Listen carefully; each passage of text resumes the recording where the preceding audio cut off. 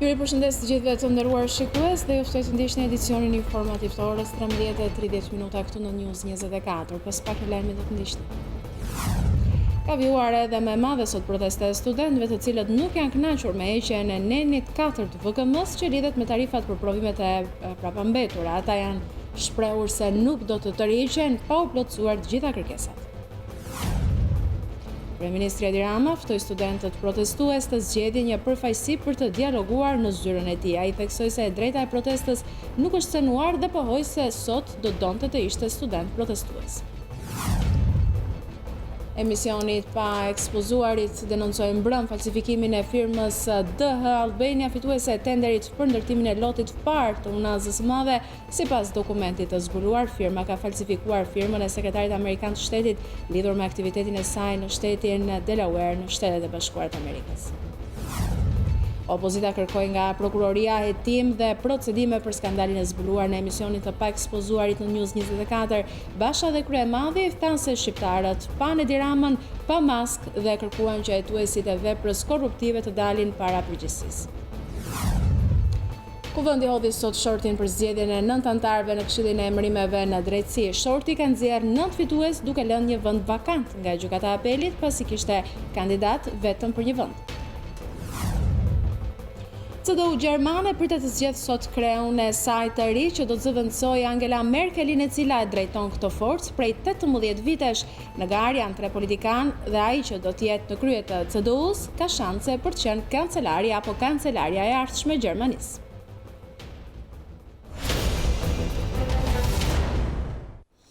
Vjojmë gjërësisht mira studentë të universiteteve publike bojkotuan sërish ditën e sotme mësimin dhe nga fakultetet e tyre marshuan drejt Ministrisë së Arsimit, aty ku dhe kulmoi e u zhvillua protesta e tyre dhe vazhdon akoma. Me pankarta në duar ata shprehin kërkesat e tyre dhe vendosmërinë për të qëndruar përpara ministrisë derisa ato të plotësohen. Studentëve të Tiranës u bashkuan edhe universitetet e Elbasanit dhe Durrësit. Edhe një ditë më parë, studentët protestuan për orë të tëra duke arritur përmbushjen e njërës prej kërkesave kryesore, shfuqizimin e pikës 4 të VKM-s, që parashikonte që studentët të paguanin 670 lekë për çdo kredit të provimeve të mbartura. Për 3 kërkesat e tjera, ministria Nikolla tha se kishte marrë një kërkesë nga këshillat studentor që të ngriheshin grupe pune, por as kjo përgjigje nuk i kënaqi studentët dhe nuk e zbehu protestën e tyre. Ata u shprehën se deri në plotësimin e të gjithë kërkesave do të vijojnë të mbeten në shesh. Unë sërish do të kem një tjetër lidhje në këto momente me Erion Skëndej, do të presim vetëm pak qaste, sapo të kemi të mundur të lidhje të drejt për drejt me të. Ndërkohë që vetëm pak më parë, Kryeministri Edi Rama në ditën e 3 të protestës ka shtrirë dorën e dialogut, ndërsa ka ftuar studentët që të ulen në negociata, duke konsideruar protestën një të drejtë legjitime në këtë vend përmes komunikimit në rrjetet sociale. Kryeministri Edi Rama kërkoi të takojë një përfaqësi studentësh të zgjedhur nga vetë ata. Një përshëndetje studentëve që sot janë përsëri në rrugë. Uroj që të kenë jo vetëm dëshirën për të protestuar, po edhe vullnetin për të dialoguar, sepse në rrugë dilet për të kërkuar vëmendjen e vendimarrësve ndaj shqetësimit që ke. Ndërsa shqetësimi adresohet përmes dialogut me vendimarrësit. Unë dua që ata ta dinë se kam shumë për të thënë, po patjetër kam shumë dëshirë t'i dëgjoj. Ballë për ballë, pa censurë për opinionin publik, pa drejtues, pa administrator, pa pedagog, pra studentët e zgjedhur prej vetë protestuesve, si duan dhe këtë duan vetë, pa asnjë filtr partijak apo administrativ. Ky vend ka fituar prej 5 vitesh lirinë e plot protestës, pa asnjë rrezik prej plumbave apo prej hakmarrjes politike. Kemi qenë dakord për një protesta një tjetër, protesta në vetvete e ka pasur të garantuar si kur më parë pa cënueshmërinë e statusit qytetarisë së saj. Unë ndihem shumë mirë për këtë dhe them drejtën, po të mund të zgjidhja dot, sot do doja të isha edhe një herë student, protestues, jo kryeminist në zyrë. Po si kryeminist dhe edhe si një protestues i dikurshëm, kam bindjen se duke dëgjuar njëri tjetrin, me respekt, qoftë kur jemi, qoftë kur jemi dakord. Dhe këtë rast duke u bërë bashkë për të shtyrë me forcë përpara modernizimin e arsimit të lartë në çdo aspekt, ne mund ta përshpejtojmë dhe bëjmë shumë më mirë punën kolosale që mbetet ende për të bërë në dobi të universitetit. Shkurt fjala se sa arrin në rrugë dhe se çfarë kërkojnë në rrugë studentët protestues, kjo është e drejta e tyre, legjitime dhe e pacënueshme. Ama detyra ime është ti dëgjoj dhe ti mbështes në adresimin e shqetësimit të tyre në çdo rast që ata do të donin të bisedonin.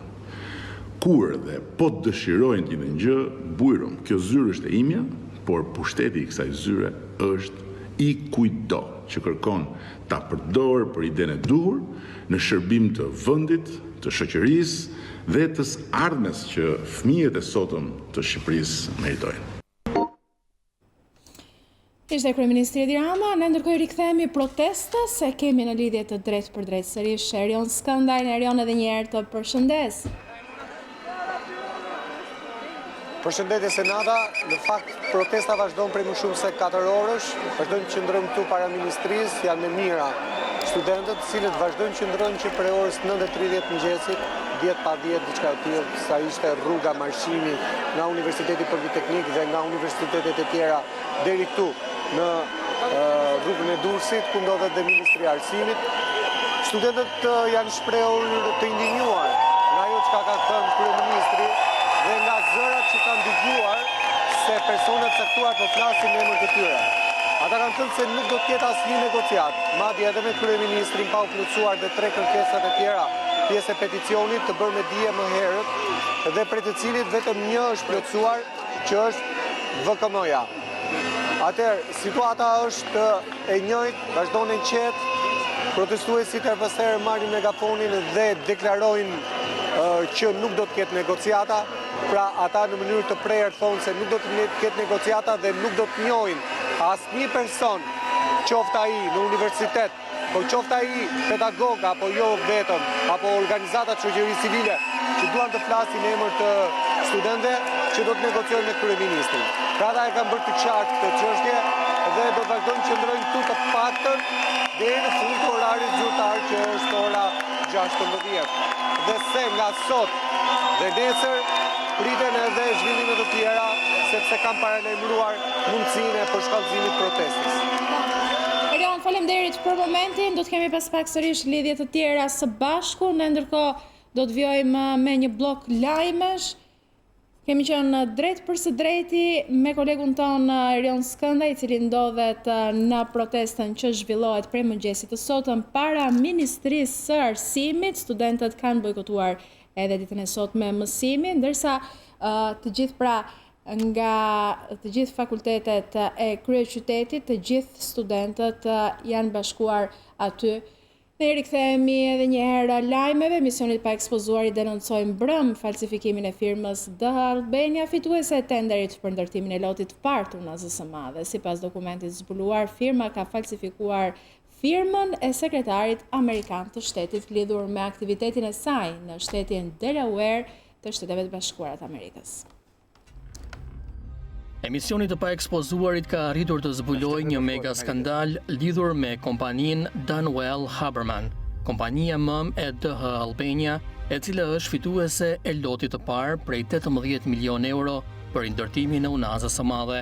Kjo kompani ka depozituar në qendrën kombëtare të biznesit në Shqipëri një letër nga sekretari i shtetit të Delaware, Jeffrey Bullock, për të vërtetuar se kompania është themeluar në vitin 1998. Por, emisioni të pa ekspozuarit ka kontaktuar me Departamentin e Shtetit të Delaware për të vërtetuar autenticitetin e dokumentit që ka depozituar në Shqipëri kompania offshore, por përgjigja ishte se dokumentat nuk janë autentike. Pas konsultimit me Departamentin e Korporatave të Delaware, unë mund t'ju deklaroj se dokumentat që ju na keni dërguar nuk janë autentike dhe nuk e kanë origjinën nga zyra e sekretarit të Shtetit të Delaware. Nga të dhënat e gjurmimit të brendshëm, nuk u gjet asnjë dokument për vërtetimin e gjendjes së entitetit në Delaware, të cilit i referohemi, Danwell Haberman LLC, që të jetë lëshuar në datën ose rreth datës së shënuar në dokument. Për më tepër, vërtetimet për gjendjen e kompanive të cilat Departamenti i Korporatave lëshon nuk kanë përmbajtje të njëjtë me dokumentat të cilat na keni dërguar. Gjithashtu, dokumentat që ju na keni paraqitur theksojnë se Danwell Haberman LLC është krijuar më 25 qershor 1998. Të dhënat e Departamentit të Korporatave tregojnë se ky entitet është krijuar më 25 qershor 2018, sipas të dhënave publike bashkëngjitur kësaj letre. Datat dhe numrat e verifikimit gjithashtu janë ndryshuar në disa vende në dokumentat që ju keni dërguar. Brenda mundësive tuaja, ju lutem më dërgoni informacion lidhur me burimin e këtij informacioni mashtrues. Faleminderit për kërkesën tuaj. Sinqerisht, Doug Denison, drejtori i marrëdhënieve me komunitetin, Departamenti i Shtetit të Delaware. Njëkohësisht emisioni të paekspozuarit i dërgoi Departamentit të Shtetit të Delaware aktin e themelimit të kompanisë dorëzuar në QKB-n shqiptare, ku sërish pretendohet se data e themelimit të kompanisë është 25 qershor 1998, përgjigja e zyrtarëve të Departamentit të Shtetit të Delaware që e njëjtë. Edhe ky dokument ishte falsifikuar. Për të vërtetuar këtë fakt, zyra e sekretarit të Shtetit të Delaware i dërgoi emisionit të paekspozuarit certifikatën origjinale të themelimit të Danwell Haberman, ku duket qartë se data e themelimit është pikërisht 25 qershor 2018. Nëse i krahason dokumentat, ata janë thuajse identik me përjashtim të vitit të themelimit. Por skandali nuk përfundon këtu. Kompania Danwell Haberman ka dorëzuar në QKB bilancin për vitin 2017. Ky bilanc tregon edhe pasqyrën financiare për vitet 2017, 2016 dhe 2015 dhe qarkullimin e qindra miliona dollarëve nga kjo kompani.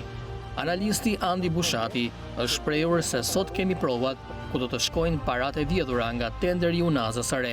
Sot unë mendoj që kemi provën dhe gurin e themelit që këtu jo vetëm kemi të bëjmë me i vjedhje, por është menduar se ku do përfundojnë dhe lekët e vjedhjes.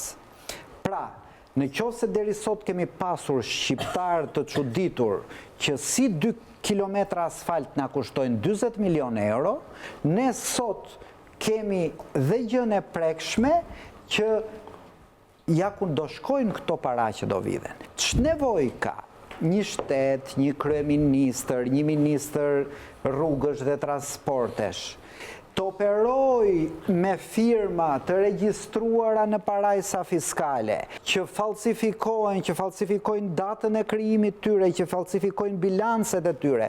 Pra, pse duhet një qeveri e cila do të punojnë ndershmërisht me duar të pastra, pa dorashka të zeza, të futet në gjithë këto ingranazhe mashtrimi, ka vetëm një përgjigje. Për t'i vjedhur parat dhe për të gjetur mënyrën se si t'i eksportoj. Patos Dubonja theksoi se falsifikimi i dokumentave është ronditës dhe shteti është i kapur. Dhe disi është puna mbas kësaj që pashëm? Ose duhet të arrestuash ti dhe Agronshe dhe ne këtu, ose qeveria. Nuk ka rrugë tjetër. Ke kapur prokurorin, ke kapur policin, ke kapur ku diun, gjithi ke kapur dhe media sa të duash, kupton ti? Dhe ja se ku të çon ajo, ja se ku të çon kur mungojnë kontrollet e institucionale, kur ajo check and balance që kërkohet në demokraci. Ja se ku të çon, ja se si degeneron deri në këtë shkallë një pushtet. Për ekonomistin Pano Soko, tenderi i Unazës është një vjedhje e hapur dhe jep arsyet pse u nda në 3 lote. Kjo është një histori që është kopsitur edhe ku do shkojnë lekët. Sepse jo më kot këto u ndan në 3 lote. Pse u ndan 2.2 kilometra në 3 lote? Kush ishte nevoja? Përveç se faktit për të shmangur një tender ndërkombëtar. Deputeti i Partisë Demokratike Agron Shehaj theksoi se kompania që fitoi tenderin prej 18 milion euro në Unazën e re rezulton parking dhe është krijuar vetëm 2 muaj para zhvillimit të këtij tenderi. Ne shohim që 2 kilometra rrugë, si u thamë përpara, kushtojnë 40 milionë euro pikpyetja. Dhe pyetja më e rëndësishme të vinë në mendje, thotë kush do i marrë këto para? Si do i marrin këto para? Edhe kur ti dëgjon që një nga kompanitë që ka fituar tenderin, ka fituar pjesën më të madhe, atë me pothuajse 20 milionë euro. Është një kompani offshore, absolut të vinë me një në mendje thotë të verifikosh kush është kjo kompani offshore që ka fituar. Absolutisht. Një kompani që thotë se ka 3500 punësuar, miliarda euro xhiro në vitet e mëpashme, nuk las një gjurmë në internet. Në faqen në Google Maps del që Selina ka në një parking. Gazetari Antona Bilekaj u shpreh se nëse ky tender nuk tërhiqet, atëherë shteti dhe kompania janë bashk. Pas kësaj, pas daljes të këtij dokumenti, në qoftë se nuk anullohet tenderi, atëherë ne jemi të qartë të gjithë që ata janë bashk në bashkëpunim të plot dhe kjo ka qenë një skem mashtrimi. Tani do shkëputemi për pak publicitet, rikthehemi vetëm pas pak.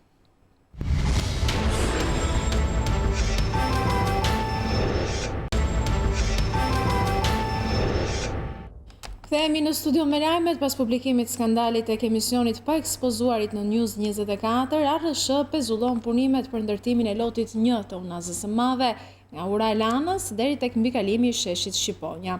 ARSH ka hequr përgjegjësi nga vetja, duke deklaruar se nuk ka patur indicje që të vijej në dyshim vërtetësia e dokumentave, por nga ana tjetër, Prokuroria e Tiranës ka filluar hetim për tenderin e zhvilluar nga qeveria pas kallëzimit banorëve. Pezullohet ndërtimi i lotit 1 të unazës së madhe dhe Prokuroria e Tiranës ka vendosur në hetim tenderin e zhvilluar nga qeveria pas kallëzimit të banorëve.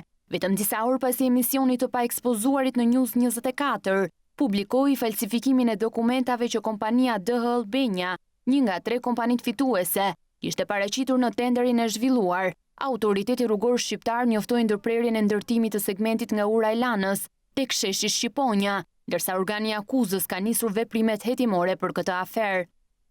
Autoriteti rrugor shqiptar u vu në dijeni të materialit të transmetuar mbrëmjen e djeshme në emisionin të pa ekspozuarit në televizionin News24 për garën e zhvilluar për njërin prej 3 loteve të projektit të unazës së madhe të Tiranës. Institucioni që ka zhvilluar tenderin e unazës thotë se në funksion të sqarimit të situatës dhe pretendimeve të shfaqura në emisionin të pa ekspozuarit janë ndërmarrë këto veprime. ARSH i është drejtuar institucioneve që përmes komunikimit me rrugë zyrtare të kërkohet autoriteteve të Shteteve të Bashkuara të Amerikës për të verifikuar dokumentet e paraqitura në institucionet shqiptare nga kompania në procedurën e garës.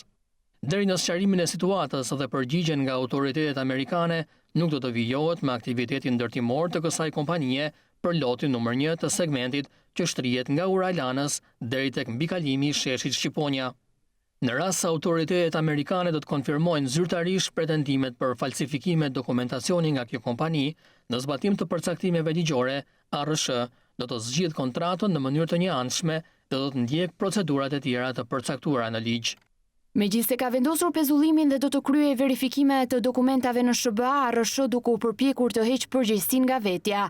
Thotë se procedurat janë kryer në bazë të VKM-s rregullave të prokurimit publik. Sa kaq mësohet se nga prokuroria do të sekuestrohen edhe materialet e shfaqura në emisionin të pa ekspozuarit dhe korespondenca me autoritetet amerikane. Ndërkohë, përfaqësuesi ligjor i firmës Albania, Avdiol Dobi, sipas sistemit Teams, rezulton të ketë dalë nga Shqipëria në vitin 2018 dhe nuk është kthyer më. Gjithashtu gjatë viteve 2014-2018, Dobi ka kryer 4 udhëtime jashtë Shqipërisë, nga të cilat 2 udhëtime në vitin 2018. Të njëjtën në mbrëmje, emisioni të pa ekspozuarit në News24 publikoi përgjigjen e sekretarit të shtetit për komunitetin të Lajmeve, ku thuhet se kjo kompani nuk është krijuar më 25 qershor të vitit 1998, por vetëm në 25 qershor të vitit 2018. Lidhur me skandalin e publikuar mbrëm nga emisionit pa ekspozuarit, ka reaguar edhe kryetari i Partisë Demokratike Lulzim Basha, i cili tha se faktet e publikuara i nxorën maskën e vërtet kryeministrit Edi Rama. Mbrëm, këto fakte tronditse që u shfaqen në ekranin e emisionit pa ekspozuarit dhe më pas u morën nga një numër i madh mediash, kanë treguar qartë dhe pa dorashka të vërtetën tronditse. Sot, Edi Rama ka nxjerrë ARSH-n që të bëj mashtrimin e radhës. Spari, ARSH e Ramës duhet dalë e gjitha para drejtësisë, sepse në vend që të shërbej njerëzve, në vend që të shërbej ligjit, është kthyer në një vegël për vjedhjet marramendse të Edi Ramës. Të gjitha koncesionet që ka hartuar dhe prokuruar dhe kontraktuar ARSH-ja në rrugë janë akte korrupsioni. Dhe asnjë nga zyrtarët e ARSH-s të përfshirë, nga më i thjeshti tek më i larti dhe ministri përgjegjës, nuk duhet të lihet i lirë, por duhet hetohet dhe duhet të nxirret para drejtësisë. Shqiptarët më në fund e pan dhe po e shohin të vërtetën siç është. Edi Rama është hajdut. Ai ka plot 20 vjet që vjedh shqiptarët dhe nuk ngopet. Në fillim, ai përdori drogën dhe krimin për të marrë pushtetin dhe për të bërë para. Tani po përdor pushtetin për të grabitur parat dhe pasurit publike dhe private të shqiptarëve për të mbajtur pushtetin duke blerë çdo gjë, nga zgjedhjet tek mediat. Askush nuk duhet të rri më pa vepruar. Ju bëj thirrje gjithë qytetarëve shqiptarë që të bashkohen gjithë përpjekjeve për të ndaluar vjedhjet dhe grabitjet e Edi Ramës. Ju bëj thirrje të bashkohen protestës së banorëve të Unazës, të Shkozës, të Bulevardit të Ri, të ju bashkohen qytetarëve që protestojnë prej 10 muajsh për teatrin, të ju bashkohen studentëve, bijve dhe bijave tuaja që protestojnë për drejtën e tyre për dije dhe arsim. Mos dëgjoni për çarshësit. Mos u gënjeni nga njerëzit që paguan Edi Rama me parat që ju ka grabitur ju, për t'ju shkurajuar dhe për t'ju helmuar me cinizëm dhe mosbesim. Sot ka një fakt të thjeshtë. Edi Rama dhe banda e tij po e çojnë vendin në gremin. Ne duhet të jemi të gjithë bashkë. Bashkë ne duhet ta ndalim me çdo mjet.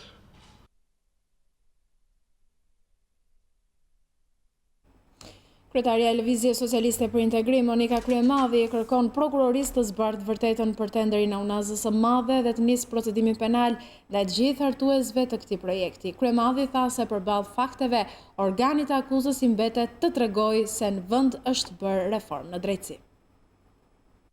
Tenderi Unazës Re, i cili dje u faktua nga një emision ku kishte të falsifikuar firmën e sekretarit të shtetit të Shtetet e Bashkuara të Amerikës, tregon edhe një herë që ka kaluar çdo shkallë dhe çdo normë morale dhe ligjore të kësaj qeverie. Tashmë prokuroria ka përpara korrupsionin e tenderit, ka përpara dokumentat falsifikuara, ka përpara korrupsion në projektim, ka përpara falsifikim dokumentash të Shtetet e Bashkuara të Amerikës, prandaj nuk mbetet gjë tjetër që të tregoj angazhimin e saj për të treguar dhe një herë që ne kemi bërë reformë në drejtësi. Shpërblimi i drejtë sipas ligjit është më e pakta që mund bëj qeveria shqiptare. Nuk kemi parë dhe nuk kemi dëgjuar që një projekt për një rrugë, që është 2.2 kilometra, kushton 28 milion euro dhe ka zero para për banorët për dëmshpërblimin e rrugëve të saj. Prandaj, edhe një herë, i bëj thirrje prokurorisë shqiptare që të nisi sa më shpejt procedimin penal ndaj të gjithë hartuesve të këtij projekti famkeq dhe grabitës disa herë të qytetarëve shqiptarë.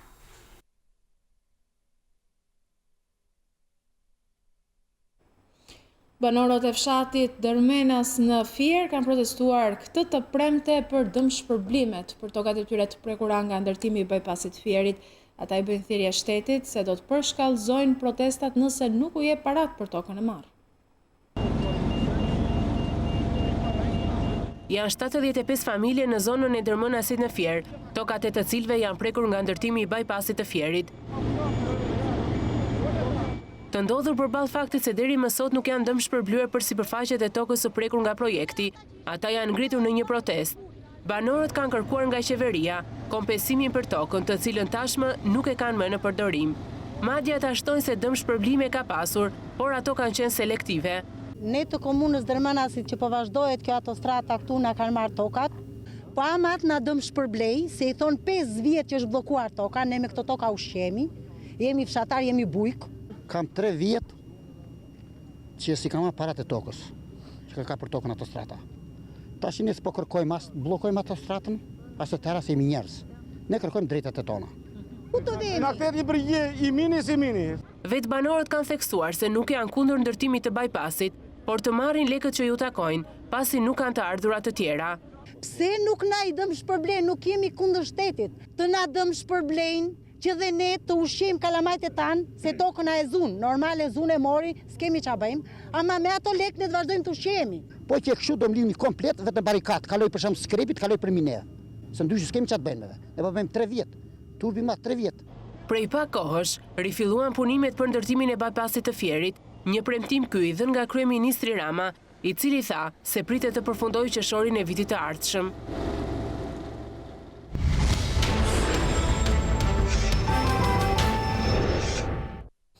Kuvendi ka hedhur sot shortin për zgjedhjen e 9 anëtarëve në Këshillin e Emërimeve në drejtësi pas refuzimit të presidentit Ilir Meta për të mos e hedhur shortin për shkak të vakumit ligjor.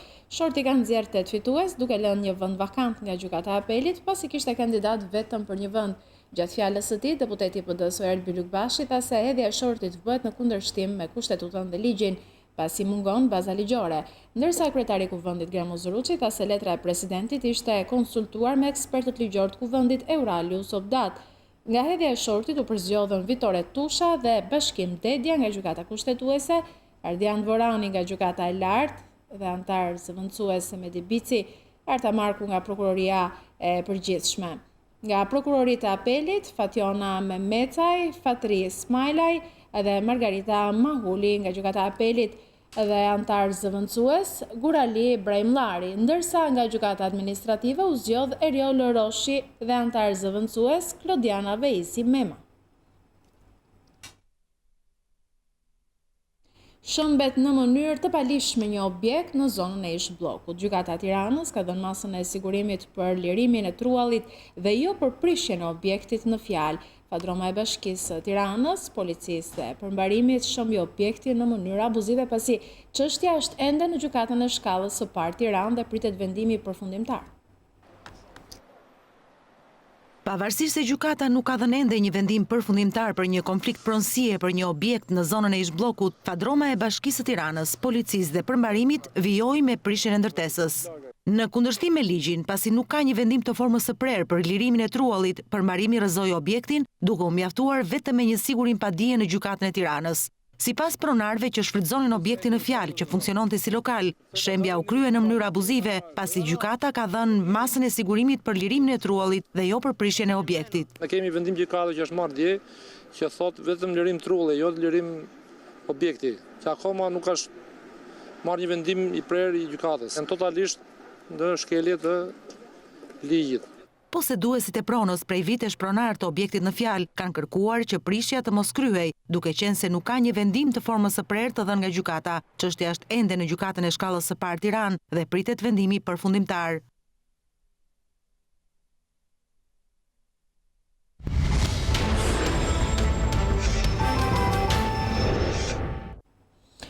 Rudina Jasini, avokate dhe studiuese së drejtës ndërkombëtare penale dhe të drejtave të njerëzit, ka mbajtur leksionin e saj të parë në Shqipëri para studentëve të Luarasit. Pedagogja e Oxfordit motivoi të rinjt për të dhënë kontribut në fushën e së drejtës.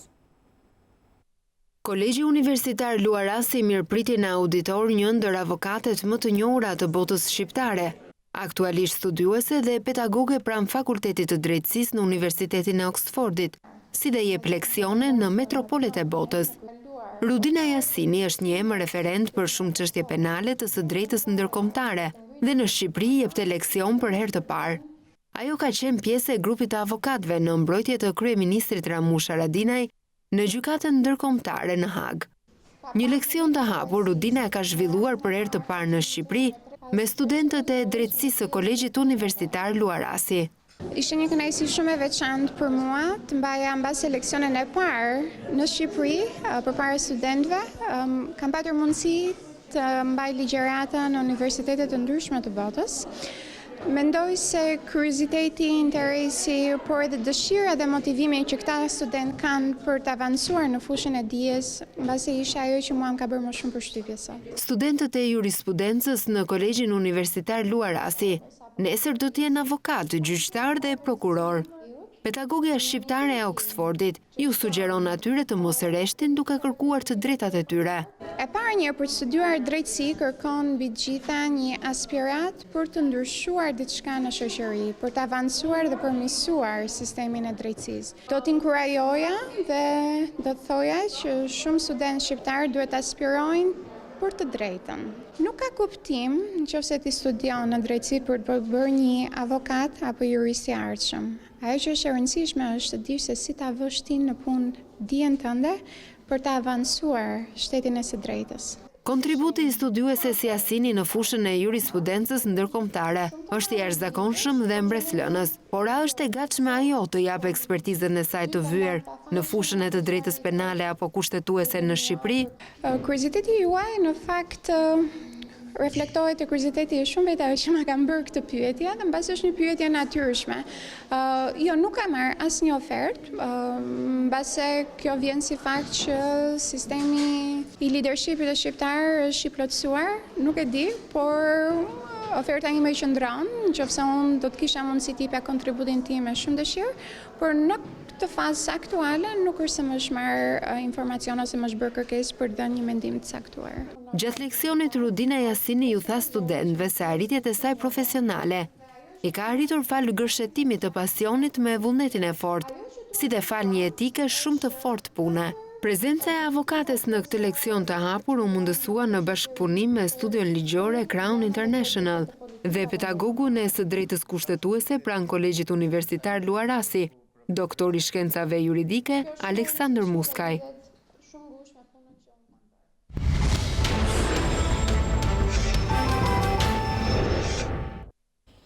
Tani do të njiheni me informacionet më të fundit sa i përket lajmit më të fundit, sikurse po e ndiqni edhe nga fleshi informativ. Një ngjarje e rëndë ka ndodhur në Bulqiz ku një grua ka humbur 3 fëmijët në një bar trinjake. Gruaja shtatzën nga fshati Ostren ka mbritur në spitalin e Bulqizës, ku ka lindur fëmijën e parë me asistencën e infermieres dhe ka pasur vështirësi për 2 foshnjit e tjera, pasi nuk kishte një mjek ginekolog. Gjithsesi gazetari ynë Enver Doçi do të na njohë me informacionet e kësaj ngjarje të rëndë. Enver, përshëndetje. Përshëndetje, sikur e përmendë edhe ju më sipër, një grua 30 vjeçe nga rreth i Bulqizës, nga zonat e thella të Bulqizës, nga njësia administrative Ostren, ka humbur 3 fëmijë në spitalin e Bulqizës. I pas informacionit që kemi marrë, gruaja është transportuar në një kalë rreth 1 orë dhe ka dalë në rrugën kryesore, më pas a ka marrë një makinë dhe a ka dërguar në spitalin e Bulqizës. Po dua të theksoj që në spitalin e Bulqizës mungon mjeku ginekolog prej 10 vitesh, aty nuk ka mjek ginekolog, aty vetëm janë 2 infermiere që janë në pritje të grave shkatëzanë. Dhe ato pasi shkojnë në spitalin e Bulqizës ose transportohen në spitalin e Burrelit, se dhe spitali Burrelit ka pas munges ginekologu, pa atë vinë nga Tirana. Po, tani ka spitali Burrelit ginekolog, Enver? Po, spitali Burrelit po spitali Bulqizës është larg në spitalin e Burrelit, rreth 50 kilometra. Dhe ose do të transportohen drejt spitalit të Burrelit, ose drejt spitalit të Peshkopis. Po, gruaja ka, sipas informacionit që kemi marrë, gruaja ka qenë në gjendje të rëndë, ka lindur fëmia e parë, jërdash të drejtorisë të spitalit të Bulqizës të njoftoj mjekët nga Tirana, ato kanë mbritur me njëherë me helikopter në pranë spitalit të Bulqizës, po dhe ka qenë e pamundur që fëmijët të jetonin. 3 fëmijët i kanë humbur, po sipas mjekëve, gruaja është jashtë rrezikut për jetën. Po mund të thamin që para 3 ditësh gruaja ka qenë duke punuar dhe punë të rënda në Buqësi, në fshatin e saj, në zonën e Ostrenit, dhe kjo ka qenë ajo ndoshta ato do ta përcaktojnë mjekët specialistë dhe se cili ka qenë shkaku që ka humbur gruaja 30 vjeçare trinjake. Po janë burimet të parafrate nga Bulqiza. Po. Mirë, Enver, faleminderit për gjitha këto informacione që përcollen në studio lidhur me këtë ngjarje që ka ndodhur, të nderuar shikues, në Bulqiz, ku një grua ka humbur 3 fëmijët pasi ishte me një shtatzani trinjake në muajin e 5, më saktë 24 javshe shtatzën, sikur se raportoi edhe gazetari ynë Enver Doçi. Ajo kishte ardhur nga një fshat i Bulqizës, në spitalin e Bulqizës, ku aty nuk ka mjek ginekolog, po ashtu nuk ka as sallë operacioni për t'i ardhur në ndihmë rasteve të rënda si ky. Ka lindur para kohë fëmijën e parë me asistentën e infermieres që ndodhej aty, duke e patur kështu edhe vështirësi për 2 foshnjët e tjera që fatkeqësisht edhe ato ndruan jetë. Shfaqen rastet e para të sëmundjes së brucelozës tek baktit në Berat. Nga kontrollet e kryera nga shërbimi veterinar janë evidentuar 17 lopë të infektuara dhe një ferm është futur në karantinë. 10 bagëtit e një ferme në Berat janë infektuar nga sëmundja e brucelozës. Pas kontrolleve dhe kryerjes së analizave, shërbimi veterinar ka konstatuar 17 raste të lopëve të prekura nga sëmundja e brucelozës në një fermë lektorale në bashkinë e Urës Vajgurore. Shefi i shërbimit veterinar në qarkun e Beratit, Ilirian Rama, tha se ferma është e bllokuar, po ashtu edhe prodhimet e saj. Monitorimi që kemi bërë deri tanishëm na ka rezultuar vetëm një fermë në Gjedh me lopë, e cila janë kryer gjitha procedurat, janë eliminuar, therrur, ferma është në karantinë, është e bllokuar derisa të çrënjosë sëmundja. Burimet të brendshme në drejtorinë e bujqësisë dhe ushqimit në Berat konfirmojnë se mungesa e kontrollit veterinar në njësitë ndryshme të therrjes dhe mos vaksinimi i bagëtive në kohën e duhur janë shkaktarët kryesor të kësaj sëmundje, e cila është mjaft e rrezikshme. Në Hamburg të Gjermanisë ka filluar punimet sot paradite e Kongresit CDU-s, Kristian Demokratëve Gjerman, 1001 delegat do të zgjedhin pikërisht ditën e sotme pasardhësen ose pasardhësin Angela Merkelit në krye të CDU-s. Për të mësuar më shumë tani jam lidhur në Gjermani me Auron Dodi në Deutsche Welle. Auron, përshëndetje. Pse është cilësuar si historik Kongresi i sotëm i CDU-s gjermane? Përshëndetje. Po mendoj për disa arsye. Së pari sepse CDU-ja do të zgjedh kryetare apo kryetar të ri pas 18 vjetësh drejtimi nga Angela Merkeli, pra pas një epoke. Merkeli, siç dihet, nuk e ka vënë kandidaturën për i zgjedhjes si kryetare në këtë kongres pas rezultateve të dobta në 2 zgjedhje rajonale të CDU-s. Historik është kongresi sepse hera e fundit kur për postën e kryetarit të CDU-s konkuroi më shumë se një kandidat ka qenë 47 vjet të shkuara. Këtë herë kemi 3 kandidatë zyrtar: Annegret Kramp-Karrenbauer, Friedrich Merz dhe Jens Spahn. Rëndësi ka votimi sot sepse kryetarët e CDU-s zakonisht qëndrojnë shumë gjatë në postë. Vetëm Konrad Adenaueri, Helmut Kohli dhe Angela Merkeli së bashku e kanë drejtuar CDU-n për 60 vjet. Dhe së fundi, siç kujton gazeta Frankfurter Allgemeine Zeitung, kryetarët e CDU-s zakonisht propozohen si kancelar. CDU-ja është aktualisht partia më e fortë në Gjermani me 30% mbështetje. Pra kryetari apo kryetari i CDU-s pritet të jetë edhe pasardhësja apo pasardhësi i Merkelit, kur ajo të lërë postin e kancelares. Ç'përfaqësojnë 3 kandidatët e njohur për postin e kryetarit të CDU-s, Auron? Annegret Kramp-Karrenbauer, 56 vjeç, aktualisht dhe sekretare e përgjithshme e CDU-s, thekson tema sociale politike. E sheh kohezionin social me rëndësi për CDU-n. Kramp-Karrenbauer shihet si kandidatja e preferuar e kancelares Merkel. Ajo do të vazhdonte kursin e moderuar, pragmatik të CDU-s. Te 63 vjeçari Friedrich Merz, sot avokati i suksesshëm në ekonomi, milioner, dominojnë temat ekonomike dhe thekse konservatore. Merzin, Merkeli e largoi në vitin 2002 nga posti kryetarit të grupit parlamentar të CDU-s. Në 8 konferencat rajonale që u mbajtën tani në prag të kongresit për prezantimin e kandidatëve, Merzi theksoi rëndësinë e identitetit kombëtar dhe vlerave tradicionale. Tha se do të përpiqet të rifitojë zgjedhësit që kanë shkuar te AFD-ja populiste. Kurse Jens Spahn, 38 vjeç, aktualisht ministri i shëndetësisë i Gjermanisë, mbështet linjën nacionale konservatore të partisë. Sa i përket politikës së jashtme, sidomos ndaj Evropës, cilat janë qëndrimet e kandidatëve, Auron? Më shumë për temat e politikës së jashtme është shprehur Friedrich Merz. Ai ka theksuar vështirësitë në rritje me Shtetet e Bashkuara të Amerikës. I ka vënë pikpyetje gazsjellësit Nord Stream 2, që sjell gaz rus në Gjermani.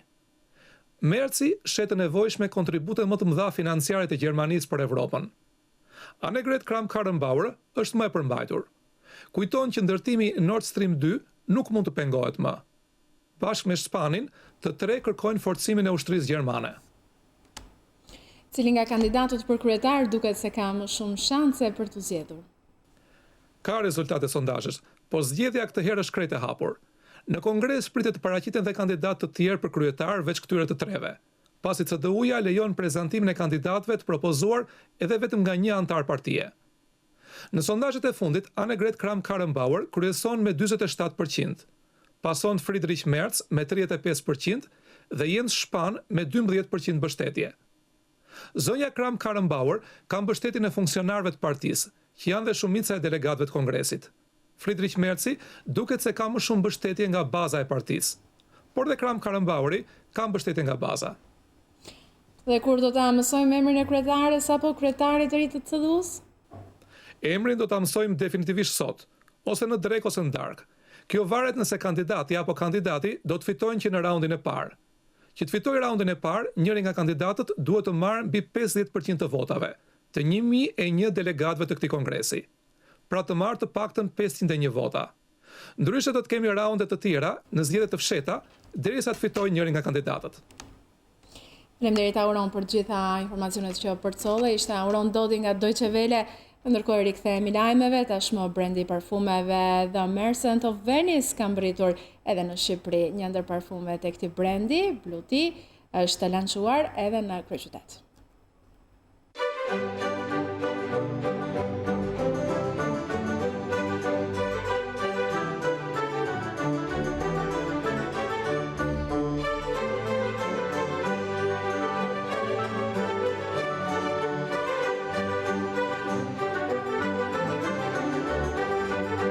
Brendi i parfumeve The Merchant of Venice tashmë ka mbërritur edhe në Shqipëri, në një atmosferë të ngrohtë dhe të shoqëruar me pamjen karakteristike të qytetit të Venecias. Personalitetet të artit, medias dhe intelektual morën pjesë në lançimin e brendit The Merchant of Venice.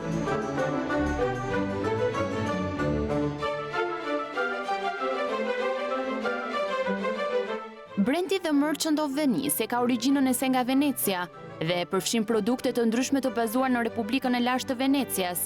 The Merchant of Venice Blue Tea është një aromë e frymëzuar nga parfumet dhe materialet e lëndës së parë në vendet aziatike. Në zemër të saj është çaji blu, një çaj rafinuar kinez që karakterizohet nga lule vjollc blu.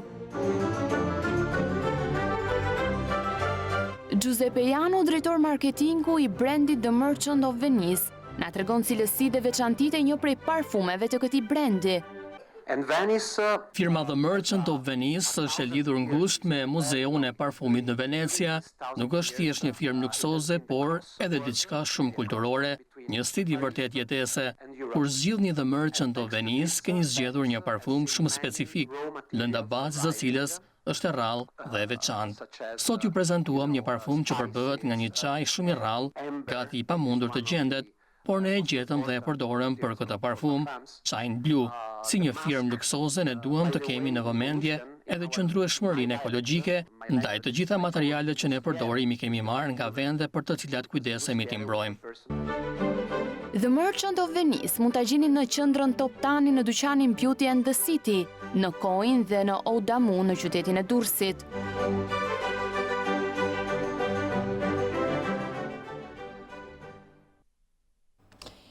Kështu kemi mbritur në fund të këtij edicioni informativ të nderuar shikues. Për më gjërë ju mund të klikoni gjithmonë në balkanweb.com, aty lajmet i keni kohë reale të shoqëruara nga foto dhe video. Mund të shfletoni online gazetën shqiptare, të dëgjoni radion shqiptare dhe duke klikuar në live stream mund të ndiqni në çdo moment live News 24. Faleminderit që na ndoqët.